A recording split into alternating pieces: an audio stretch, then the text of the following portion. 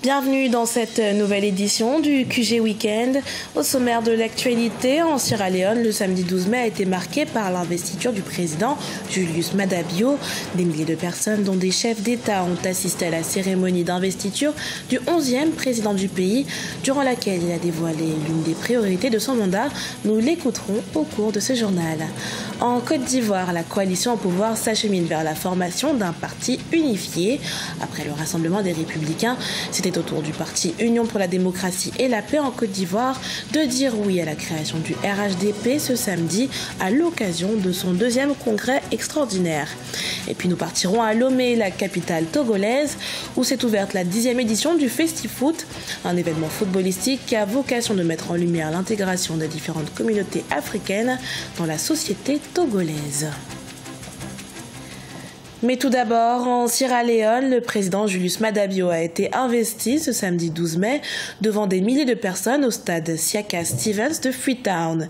Une cérémonie qui a accueilli un parterre de personnalités dont les chefs de l'État guinéens, sénégalais, libériens, Alpha Condé, Macky Sall et George Weah, ainsi que des grands noms de la diplomatie mondiale, face auxquels il a quelque peu évoqué les grandes lignes de son programme. Nous l'écoutons.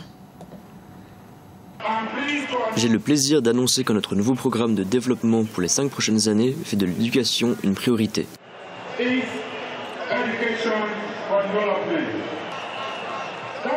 C'est la première étape de la reconstruction de notre réputation historique en matière d'éducation en Afrique de l'Ouest. À l'approche des élections présidentielles au Mali, un nouveau candidat fait officiellement son entrée dans la course à la magistrature suprême. Il s'agit du chef de l'opposition parlementaire, Soumaïla Cissé, qui a été investi ce samedi par son parti, l'Union pour la République et la démocratie. Une cérémonie à laquelle entre 60 et 80 000 personnes auraient participé, dont Cellou Dalein Diallo, le chef de l'opposition en Guinée, mais aussi Zéphirin Diabré, son homologue du Burkina Faso. En Côte d'Ivoire, après le rassemblement des Républicains, c'est au tour du parti de l'Union pour la démocratie et la paix en Côte d'Ivoire de dire oui au parti unifié. Ce samedi, le parti UDPCI a tenu son deuxième congrès extraordinaire. Un oui au parti unifié, rassemblement des oufouettistes pour la démocratie et la paix, certes, mais non sans condition. Reportage d'Oliva Diacotan, notre correspondant à Abidjan. L'Union pour la démocratie et la paix en Côte d'Ivoire devient le 4e parti du Rassemblement des oufouettistes pour la démocratie et la paix, RHDP, à dire oui à l'adoption des tests statutaires pour la création du parti unifié. Une décision prise lors de son deuxième congrès extraordinaire le 12 mai 2018 à Yamoussoukro, la capitale politique du pays. Un congrès qui a mobilisé plus de 4000 militants selon les organisateurs. Les échanges ont permis aux congressistes de s'exprimer dans une diversité de points de vue. Ils ont tous rassuré le président du parti de leur soutien et la position dominante fut la décision de l'UDPCI au parti unifié RHDP à travers l'adoption des projets de texte du parti unifié. Le parti Arc-en-Ciel a néanmoins posé certains préalables pour la création du parti, le Rassemblement des oufouettistes pour la démocratie et la paix. Il s'agit d'une implication de l'UDPCI dans la gouvernance actuelle, le positionnement des candidats du parti en tête de liste des prochaines élections locales et surtout le maintien de la candidature du président Albert Mabry Touakeus à la présidentielle de 2020. Laissez-moi vous dire que je prends acte de votre volonté de présenter notre candidature à la prochaine élection présidentielle avec le soutien du RHDP et de nombreux leaders de la vie nationale. Une nouvelle voie s'ouvre devant nous, pleine d'espoir et de perspectives heureuses. Je vous engage à redoubler d'ardeur sur le terrain pour faire triompher l'oufouettisme. Et l'oufouettisme, c'est la recherche obstinée de la paix. 5 des 6 partis du Rassemblement des oufouettistes pour la démocratie et la paix ont déjà organisé des congrès pour statuer sur la question de l'adoption des textes fondateurs du parti unifié. Le Parti ivoirien des travailleurs, le Mouvement des forces pour l'avenir, le Rassemblement des républicains, l'Union pour la démocratie et la paix en Côte d'Ivoire ont dit oui, mais l'Union pour la Côte d'Ivoire s'y est opposée. Le Parti démocratique de Côte d'Ivoire, quant à lui, n'a pas encore tenu de congrès dans ce sens. Ethiopian Airlines veut devenir la première compagnie aérienne d'Afrique d'ici 2025. Pour y arriver, le transporteur éthiopien lance une nouvelle stratégie d'expansion dans le but de consolider son statut de leader sur le continent et notamment grâce au renforcement de sa flotte. Plus de détails sur les ambitions du transporteur dans ce sujet de Mariam Adramé. Ethiopian Airlines déploie ses ailes. La plus grande compagnie aérienne d'Afrique subsaharienne se donne les moyens de ses ambitions. Avec l'annonce de l'acquisition prochaine de 13 Boeing 787 et 6 Airbus A350, objectif affiché, devenir la plus grande compagnie aérienne d'Afrique d'ici 2025. La croissance a été extrêmement attractive, une croissance remarquable dans cette industrie. Les compagnies aériennes se développent de 5 à 6% et atteignent un maximum de 10% n'importe où dans le monde. Mais nous nous développons à plus de 20%. Donc c'est impressionnant par rapport à la moyenne de l'industrie.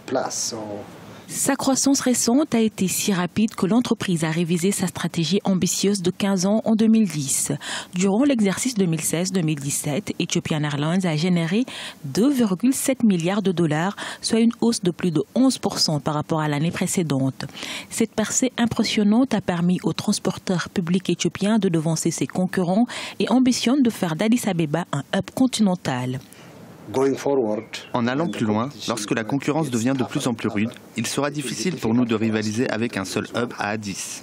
L'expansion de la plateforme donne à la concurrence une longueur d'avance sur la courbe. Autrement, nous serons très contestés par les transporteurs du Golfe. Avec un hub ici à Addis Abeba et un autre pour Emirates à Dubaï, ce sera concurrentiel. Malgré cette croissance fulgurante, tout n'est pas rose pour la compagnie aérienne éthiopienne. Le ralentissement économique provoqué par l'effondrement des prix du pétrole en 2014 a touché indirectement les compagnies aériennes africaines. Dans le cadre de sa nouvelle stratégie d'expansion, la compagnie aérienne a également lancé une grande offensive pour étendre son influence sur le marché africain.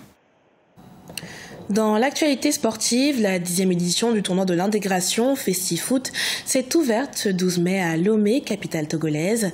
Favoriser une coopération entre les communautés étrangères et le peuple togolais, démontrer l'intégration des étrangers vivant au Togo, voici entre autres les objectifs poursuivis par les organisateurs, avec comme match d'ouverture Ghana-Cameroun. Retour sur cette rencontre sportive dans ce sujet d'Emefa Kofi, notre correspondante au Togo.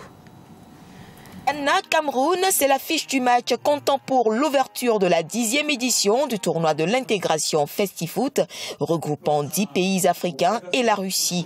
Les équipes participantes sont les communautés africaines résidant au Togo. Pour ce match inaugural, l'ouverture du score a été opérée par le Cameroun qui finalement a perdu face au Ghana, tenant du titre du FestiFoot édition 2017. Nous avons eu un niveau de jeu surprenant. Et j'ai échangé en cela avec le président de la fédération parce que nous ne savons pas où est-ce que ces équipes s'entraînent, ni comment elles s'entraînent, mais vu la qualité du jeu, eh bien, ça mérite d'être recherché et voir comment ils font. Dans la première partie du jeu, le Cameroun a ouvert le score à la 30e minute. Il reste inchangé jusqu'à la pause. Du retour des vestiaires, le Ghana se ressaisit en égalisant sur un penalty. Sur une contre-attaque, le Ghana marque le deuxième but. 2-1, c'est le score au terme du jeu. Nous avons par exemple invité deux grands noms du football africain.